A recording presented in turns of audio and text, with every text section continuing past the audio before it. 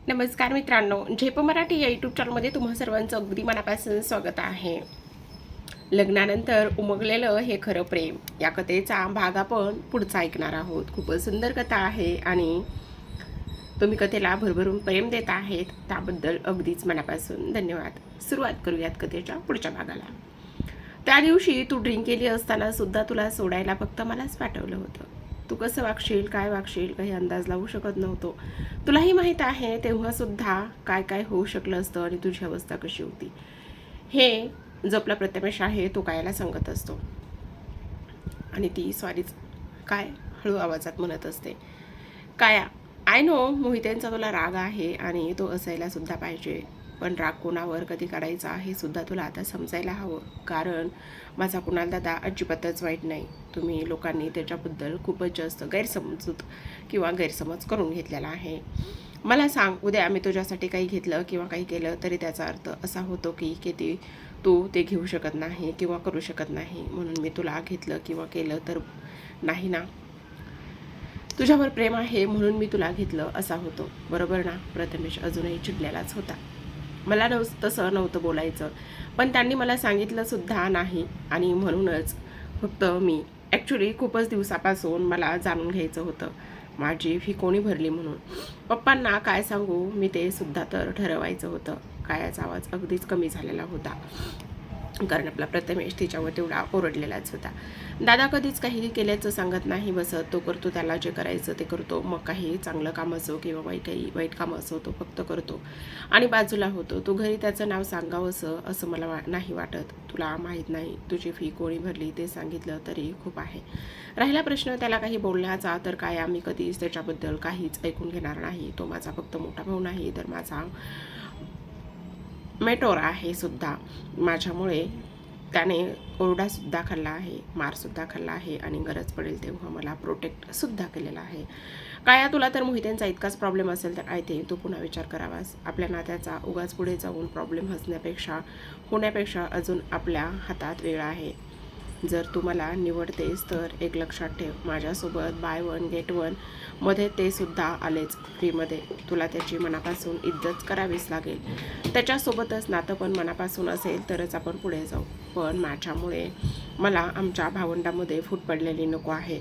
आजोबांबद्दल मी तुला काहीच बोलणं नाही, पण त्यांच्याबद्दल तुझं मत काय असावं ते तू ठरव. पण तरीही आम्ही एकत्र कुटुंब म्हणून राहतो आणि मला पुढे सुद्धा तसेच राहायला आवडेल असं तो तिला सांगू लागला होता. जसं वहिनी आम्हाला समजून घेते तसंच तू सुद्धा मला समजून घ्यावं असं मला वाटतंय. विचार करून उत्तर दे, मला काहीच घाई नाही. आणि बाकीचं इतकं सांगेन, उगाच काही बोलून तुला इमोशनल ब्लॅकमेल नाही करणार. बाय आणि गुड नाईट. कायाचं काही ऐकून न घेता प्रथमेशने फोन ठेवून दिला होता. प्रथमेश काया बोलतच होती की फोन कटसुद्धा झालेला. तिने एक सुस्कारा टाकतच तिकडेच आकाशाकडे बघितलं आणि डोळे हलकेच तिचे पाणावलेले होते. काया मागून आवाज आला तसा काया दचकून मागे वळली. तिकडे मात्र कौस्तुभ उभा होता. दादा घाबरून कायाच्या तोंडून इतकंच निघालं. प्रथमेशचं नाव जर त्याने ऐकलं असेल तर पुढे काय नाही म्हटलं तरी तिला आता भीती वाटत होती. इथं काय करतेस एवढ्या उशिरा, त्याने तिच्याकडे बघत विचारलं. तिच्या नजरेत चोरी पकडल्याची भीती मात्र स्पष्ट त्याला दिसू लागली होती.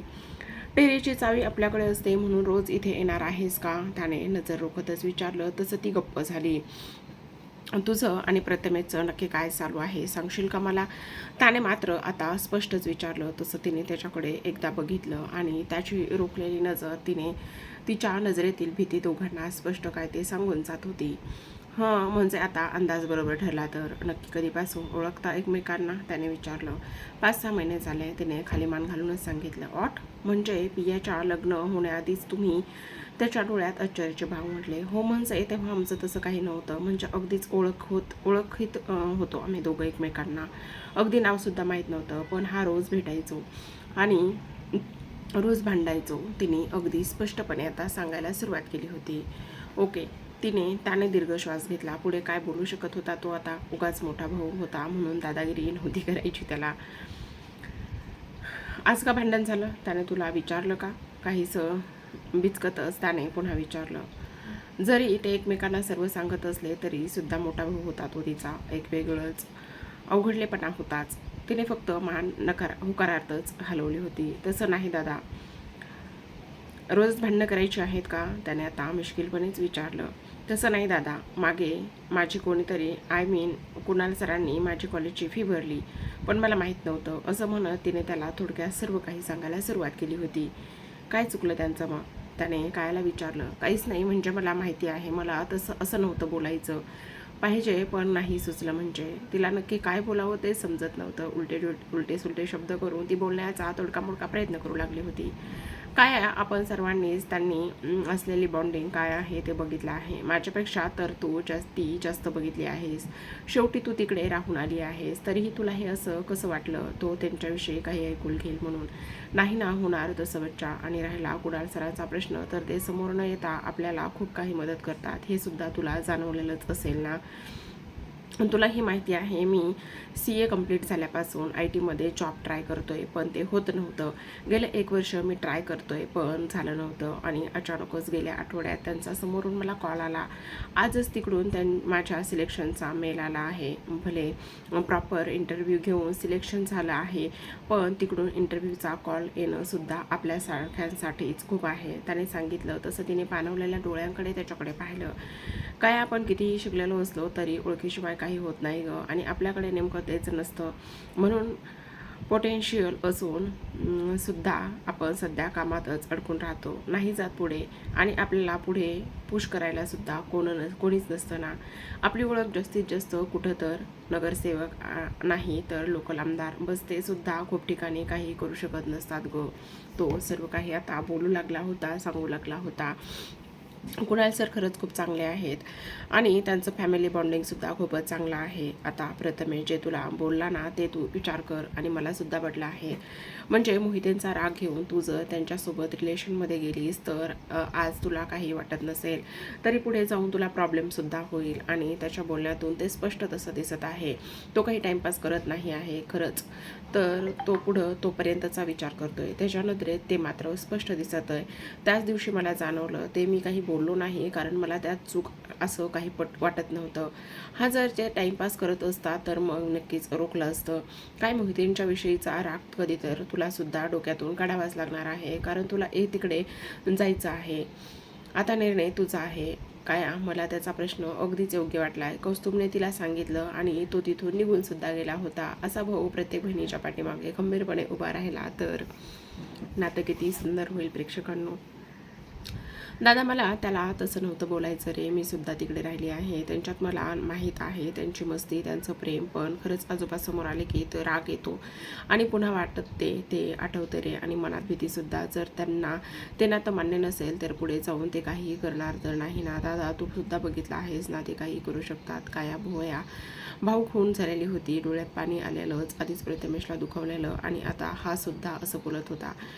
तुझा प्रथमेशवर विश्वास आहे ना, मग झालं तर कुणाल तर सर सुद्धा असतील तेव्हा मी माझं नाही बोलत कारण मला माहीत आहे अतिशोक्ती असेल, कारण माझी तेवढी पोहोच नाही.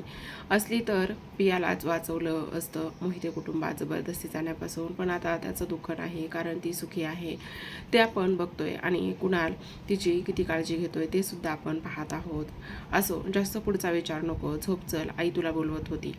तो बोलला आणि तिकडून निघून गेला. काया मात्र थोड्या वेळासाठी आकाशाकडे तशीच अगदीच पाहत राहिली होती. आय एम सॉरी प्रथमेश, स्वतःशीच पुटपुटत ती खाली निघून गेली.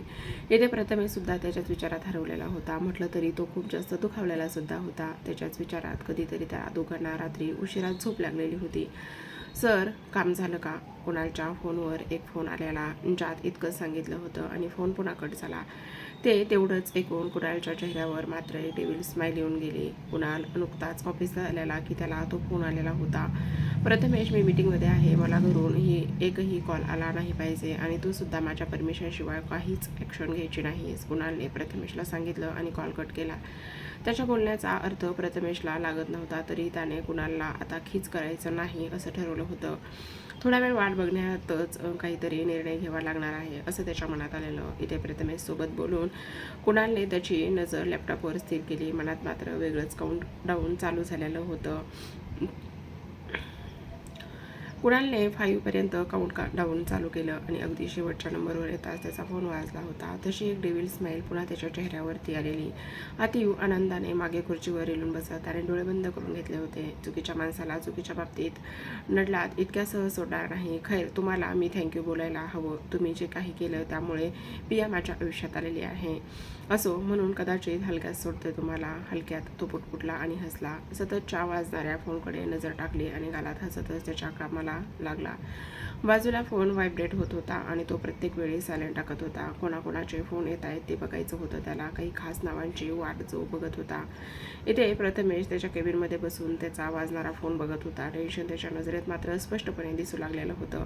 दादा, तू या कामासाठी काहीच ॲक्शन घेऊ नकोस सांगितलं आणि आम्हाला लटकवलंस. आज आजी काही आम्हाला सोडत नाही. आता काय करू? इथे मी लटकलोय आणि तिकडे स्नेहा. यार, आता कसं सुटायचं इथून? वहिनी पटकन. जर मी तुला कॉल केला समजलं ना तर मी मरेन. निदान तू तरी कॉल कर मला. हातात फोन घेऊनच तो बोलत होता. समोरच आजीच्या फोनवरून 3 मिस कॉल येऊन गेले होते आणि आता सुकन्याताई म्हणजेच की कुणालची मॉम त्याच्या नंबरवरून फोन वाचत होता. तर घरी स्नेहा तिच्या फोनवर आलेला मेसेज वाचत होती. गेल्या 10 मिनिटात जवळपास 50 वेळा तो 4 शब्दांचा मेसेज वाचून झालेला होता आणि आता त्या मेसेजवर काही रिप्लाय न देता तो कसा इम्प्लिमेंट करायचा यावरती विचार करत होती. तसं ते इम्प्लिमेंट करणं ही काही अवघड नव्हतं तिच्यासाठी, पण त्यासाठी खोटं बोलावं लागणार होतं. ते ही आजीसोबत त्याचाच वाईट वाटत होतं, पण ते ती करणार होती कारण समोर जो मेसेज दिसत होता त्यामागे काहीतरी तसेच कारण असल्याशिवाय तो मेसेज तिला येणार नव्हता ही तिला खात्रीसुद्धा होती आणि त्याचा मेसेज आलेला त्यावर तिचा पूर्ण विश्वास होता. त्यामुळे ती त्याला साथसुद्धा देणार होती. चला, वकील झालात ना, आता घरातच खोटं बोला, तेही सुप्रीम जज समोर. तिने एक दीर्घ श्वास घेऊनच सोडला. स्वतःला नॉर्मल करतच ती मात्र फ्रेशसुद्धा झाली होती. तिने एक दीर्घ श्वास घेऊन सोडला, स्वतःला नॉर्मल करत फ्रेश झाली आणि थोडंसं टचअप करून तिने स्वतःला सज्ज केलं. आजीच्या समोर आणि बाकीच्या घरातल्यांसमोर सुद्धा तिला आता बोलायचं होतं. तिच्याकडे दुसरा काहीच पर्याय नव्हता. कुणालने जे सर्वांनाच कामाला लावलं होतं, पण आता प्रेक्षकांना काय कामाला लावलं असेल, कशा पद्धतीने कामाला लावलं असेल हे सुद्धा आपल्याला पाहायचंच आहे.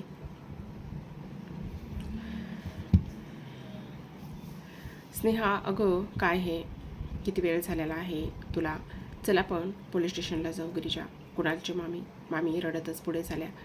मी सुद्धा येते. आत्ताच कमलेशचा फोन लावलेला, पण त्यांना नाही जमणार बाबांसोबत. ते सुद्धा मिटिंगला गेलेले आहेत. सुकन्याताईसुद्धा पुढे जाऊन बोलू लागल्या होत्या.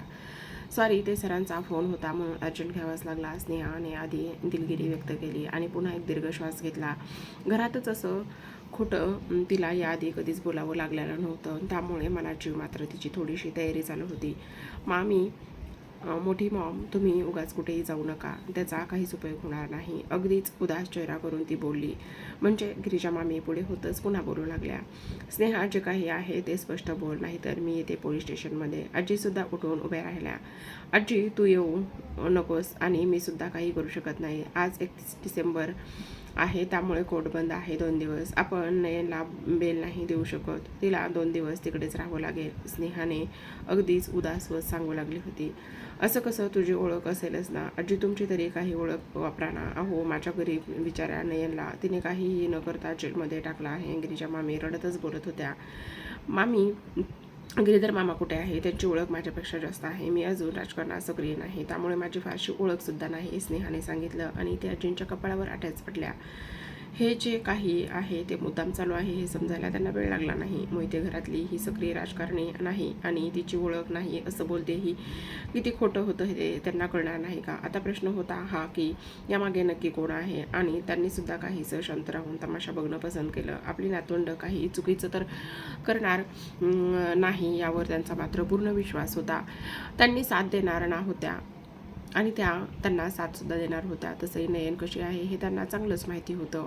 अगं, पण तिने काहीच केलं नाही तरी पोलीस तिला पकडून घेऊन गेलेत. असं कसं? ते मोहितेंच्या घरात येऊन कोणाला पकडून घेऊन कसे जाऊ शकतात? सुकन्याताईने विचारलं.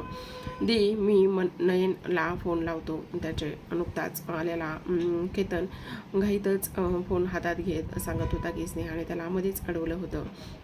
नुकताच आला आहेस, आधी फ्रेश हो आणि मी काहीतरी खाऊ घेऊन येते. इथे मी आहे. स्नेहाचा जरा एकदा आवाज आला तसं त्याचे हात तसेच थांबले. नंबर डायल झालेलाच नव्हता. हो बघ च्याने तरी होते का? गिरीच्या मामी रडतच बोलल्या. मामी त्याचा फोन आउट ऑफ रेंज दाखवतोय. मी थोड्या वेळाने लावतो फोन. मी आलोच. नंबरनं डायल करताच त्याने फोन कानाला लावून सांगितलं आणि तसंच त्याच्या रूममध्ये सुद्धा तो निघून गेला. स्नेहा त्याला फोन का लावू दिला नाहीस? अगं तुझ्याच्याने काही होत नाही म्हणूनच तो लावत होता ना फोन. गिरीच्या मामी चिडल्या होत्या. मामी त्याने फोन लावला होता, तू बघितलास ना? स्नेहाने म्हटलं. लागला नाही तेच चांगलं झालं. मामी इलेक्शन जवळ आहे. उगाच ही गोष्ट बाहेर अशा पद्धतीने गेली तर काकाला खूपच जास्त प्रॉब्लेमसुद्धा होतील. त्यामुळे उगाच आता ताईपणा करून चालणार नाही. राहिला प्रश्न तिला बेल देण्याचा, तर तो माझा प्रयत्न चालू आहे. तिकडे माझी मैत्रीण सर्व काही बघते, पण तू खूप कठीण काम आहे ते. नयनला टाईमपास म्हणून नाही पकडलं तर रेव पार्टीमध्ये पकडलं आहे, तेही एकाचा खून करताना. त्यामुळे बेल मिळणं अवघड आहे. तरीही मी प्रयत्न करते, स्नेहाने चिडून सांगितलं आणि चिडून ती तिकडून निघून सुद्धा गेली. अगं माझी नयन कोणाचा खून करू शकत नाही. मागून गिरीच्या मामी ओरडतच होती. यांना सुद्धा काय झालंय, फोन उचलत नाहीत ते. रडतच ती गिरीधर मामांचा नंबर डायल करत होती, पण ते उचलत नव्हते आणि त्याचाच गिरीच्या मामींना खूप जास्त रागसुद्धा येत होता. स्नेहाने रूममध्ये जाताच आधी कुणालच्या फोनवर फोन केला. हॅलो. लँडलाईनवर वाजलेला फोन लक्ष न हटवता त्याने कानाला लावला होता. कुणाल, मी स्नेहा बोलते. स्नेहाने सांगितलं. मोबाईलवर आलेला फोन तो उचलत नव्हता म्हणून तिने आता लँडलाईनवर लावलेला. हां बोल. त्याने जास्त काहीच रिॲक्ट न करता पुटपुटला. नयन मर्डर केसमध्ये, ती अडखळतच बोलली. तो कुणालने अगदीच थंडपणे विचारलं. इथे मोठी मम्मी टेन्शनमध्ये आहे, मला तिला बाहेर काढायला सांगत आहेत. स्नेहाने अडकळत सांगितलं. तू सोडवणार आहेस का तिला? त्याने जरा बिबत्या आवाजात विचारलं. सोडवायचं असेल तर तिला आत्ताच जाऊ दिलं नसतं, तिने ठामपणे सांगितलं. तसं तो गालातच हसला. स्नेहा वकील असली तरी पक्की राजकारणी होती, त्यामुळे ती जे बोलली होती ते किती ठामपणे करू शकत होती हे त्याला चांगलंच माहिती होतं. म्हणून तर प्रथमेशसोबत त्याने तो मेसेज स्नेहाला सुद्धा करून ठेवलेला होता. पण का ते सांगशील? तिने विचारलं. सर्वांच्या पाठी ती आहे, त्याने एक सुस्कारा सोडत सांगितलं. तिच्यापासून काही लपवण्यास तसंही तथ्यच नव्हतं. व्हॉट? नक्की तू कशाबद्दल बोलत आहेस? तिने शॉक लागल्यासारखं विचारलं. तिने मनातच अंदाज लावलेला आणि आता ते खोटं असावं यासाठी ती प्रार्थना करत होती. तू बरोबर विचार करतोयस. ती आणि मीनाक्षी, त्याने डोळे बंद करून मागे टेकतच सांगितलं. नुकत्याच आलेल्या प्रथमेशने ते दरवाजातून ऐकलं. तो तिकडेच उभा होता, त्यासाठी सुद्धा हा शॉक होता. कुणाल त्याच्याकडे लक्ष गेलं तसं त्याने प्रथमेशला आत बोलवलं. तू मीनाक्षीला काय केलंस? तिने तोंडावर हात ठेवून कसं विचारलं. जर नयनला त्याने ही शिक्षा दिली तर तो मीनाक्षीला सोडणार नाही हे तिला चांगलंच माहिती होतं. शेवटी तिने विश्वासघात जो केला होता, इतक्या सहज सोडेल तो? कुणाल कसला? ते त्यांच्या भावाला चांगलंच ओळखसुद्धा होत्या. तिच्या डॅडच्या कंपनीसाठी ती फंड जमवत होती. ती कंपनी बंद पडली कायमसाठी. जी फंडच्या महिन्यात मी विकत घेणार आहे पियाच्या नावाने. माझ्या ट्रॅव्हल्समधून तिचे शेअर्स मी आधीच विकत घेतलेले आहेत. शी लॉस्ट हर आयडेंटिटी. ओठाची एक कडा उंचावतच तो बोलला. कुणालने करूच शकतो यावर त्या दोघांचा विश्वास होता. ते दोघेसुद्धा काही बोलत नव्हते. त्यांनी कसं केलं? समोर बसलेल्या प्रथमेशने विचारलं. का केलं आणि कसं केलं हे त्यांचं दोघी सांगतील जेव्हा त्या माझ्या समोर येतील. कुणालने पुन्हा एक सुस्कारा सोडला. हो, आज रात्री मी 10 वाजता बाहेर येईल आणि 2 दिवसांनी पुन्हा जेलमध्ये जाईल. आजची 31st पार्टी, उद्याच्या न्यू इयरच्या पार्टीसाठी तयारी करून ठेवा. त्या दोघींमुळे आजची पार्टी कॅन्सल होणार नाही, तर कुणालने शांतपणे सांगितलं. त्या दोघी भेटतील तुला, तुझ्यासमोर? स्नेहाने बिचकत विचारलं. यावंच लागेल त्यांना माझ्यासमोर, बाकी कोणाला काही बोलू नकोस, कुणालने पुन्हा सांगितलं. केतन त्याच्या मित्राला फोन लावणार होता, मी अडवलं, स्नेहाने सांगितलं. त्याला काही कारण सांग, कुणालने सांगितलं आणि त्याची नजर समोर बसलेल्या प्रथमेशकडे रोखली गेली. कुणालची नजर ओळखून त्याने सुद्धा होकारातच मान हलवली होती. आय कॉल यू लेटर, त्याने हात वाजवणाऱ्या फोनवरच नाव बघून स्नेहाला सांगितलं. तू पियाला काही सांगितलंस का? पुन्हा एक नजर हातात वाजणाऱ्या फोनवर आणि एक नजर त्याच्यावर होती. प्रथमेशची नकारार्थी मान हलवलेली बघून कुणालने एक उसासा सोडला. काही काम होतं? प्रथमेशला तिकडेच बसलेलं बघून विचारलं. हा म्हणजे नाही, तुझं झालं की सांग, प्रथमेशने सांगितलं आणि तो तिकडून उठला. वेट फॉर द मिनिट्स, त्याने प्रथमेशला सांगतच फोन रिसीव्ह केला. आई ओके? पियाचा घाबरलेला आवाज ऐकून कुणालने काही काळजीनेच विचारलं. सर, नयन तिला पोलीस पकडून घेऊन गेलेत. खूपच घाबरली होती ती. तिच्या आवाजातून कुणाला जाणवत होतं. पिया रिलॅक्स, मला सांग तू कुठे आहेस, त्याने विचारलं. कॉलेज, आता ब्रेक झाला म्हणून फोन बघितला तर घरून खूप सारे मिस कॉल होते. कॉल बॅक केला तेव्हा छोट्या काकींनी सांगितलं नयनला पोलिसांनी पकडून नेलं म्हणून. तिने कोणाचा तरी खून केला आहे कल्पनेने. पिया पूर्ण हादरली होती. ती किती घाबरली असेल याचा अंदाज कुणालला तिच्या आवाजावरून लावत होता. त्याला आता मनात छोट्या काकीचा खूप राग येत होता. त्यांनी पियाला सांगण्याची घाई का केली हेच तिला कळत नव्हतं. या सर्वातही काही मदत करू शकणार नव्हतीच ती, आणि त्यात ती घरातसुद्धा नव्हती. कॉलेजला फोन लावून तिला सांगण्याची काहीच गरज नव्हती. पिया रिलॅक्स, तू आधी पाणी पे आणि शांत हो. खून तिने केला आहे की नाही माहिती नाही, अजून ते सिद्ध व्हायचं आहे. त्याने पियाला समजवण्याचा पुरेपूर प्रयत्न केला होता. तिला आता जेलमध्ये राहावं लागेल का? तुम्ही तिला नाही सोडू शकत का? तिने घाबरतच विचारलं, आणि इथे रागात त्याचे डोळे बंद झाले होते. त्याला हेच नको होतं आणि शेवटी तेच झालेलं, पण तरीही तो त्याच्या निर्णयावर ठाम होता. नाही, मी काही करू शकत नाही. जर ती गुन्हेगार असे आहे तर तिला शिक्षा मिळणारच, त्याने मात्र ठामपणे सांगायचा प्रयत्न केला होता. आता आपली सुद्धा चौकशी होणार ना? पोलीस कोणाला सोडत नाही, तिने पुन्हा घाबरत विचारलं. आणि इथे त्याही परिस्थितीत त्याला हसू येत होतं. टीव्ही बघण्याचे परिणाम, मनातच तो पुटपुटला. हे बघ, आपली कोणीही चौकशी करणार नाही आणि आपल्याला कोणीही काही विचारणार नाही. मामा मामीची फक्त चौकशी होईल, बाकी कोणाचीच चौकशी होणार नाही. आता तू टेन्शन घेऊ नकोस आणि ऑफिसला पटकन निघून ये. कॉलेजमध्ये थांबलीस तर उगाच टेन्शन घेत बसशील, कुणालने तिला शांत करून समजावून सांगितलं. ऑफिसला आलीस की माझ्या कॅबिनमध्ये ये, तिकडे बोलू आपण. गजा काकांना सांगतो, ते येतील तुला लगेचच घेण्यासाठी, थोडा वेळ थांब. त्याने प्रथमेशला नजरेने काही खुणावलं. तसं प्रथमेशने लगेच गजा काकांना फोन करून तिला आणायला पाठवलं. मला तुमच्या कॅबिनमध्ये येऊन देतील, तिने विचारलं. तू ये, मी बघतो काय ते, आणि टेन्शन घेऊ नकोस, काही जास्त झालेलं नाही. कुणाल तिला शांत करण्यासाठी सांगितलं असलं तरी त्याला माहीत होतं ती शांत काही होणार नाही म्हणून. वहिनीला कसं समजलं? फोन ठेवताच प्रथमेशने कुणालला विचारलं. छोट्या काकींनी तिला फोन करून सर्व सांगितलं. एक सुस्कारा सोडत असताना नकारार्थी मान हलवली होती. तिला बाकीचं काहीही सांगायचं नाही. ती आली की तिला केबिनमध्ये पाठव, कुणालने सांगितलं. दादा, मी तुला एक मेल केला आहे, तो बघ ना तू, मला डाऊट आहे, त्यानं सांगितलं. तसं कुणालने तो मेल ओपन केला. ते दोघे कामाचं बोलण्यात बिझी होते.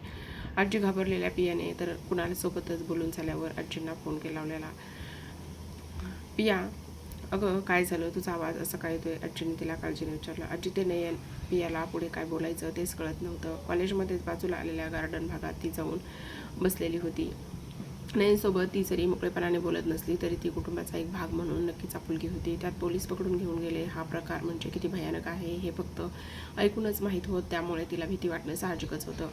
पिया, तुला कोणी सांगितलं? आजीने विचारलं. पिया सकाळी लवकरच कॉलेजला निघून गेलेली, तरीसुद्धा आणि कुणालसुद्धा निघून गेलेला. त्या दोघांना काही माहिती नव्हतं. कुणालला इथे काय घडलं आहे हे समजलं असणार ही खात्री होती. आजींना पण पियाला सांगण्याचं काहीच काम नव्हतं. या घरात चालणाऱ्या मोठ्यापणाचे आणि श्रीमंतीचे सर्व पाठ तिला कळत नव्हते.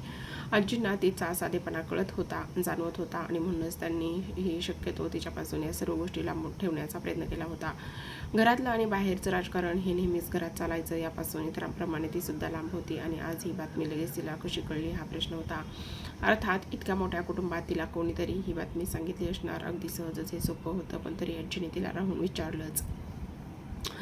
ते छोट्या काकीचा फोन आलेला तेव्हा तिला हुंदका आलाच होता. नयनसोबत काही संबंध नसताना तिला तसं इतकं घाबरलेलं बघून आजीला सुद्धा खूप जास्त वाईट वाटू लागलं होतं.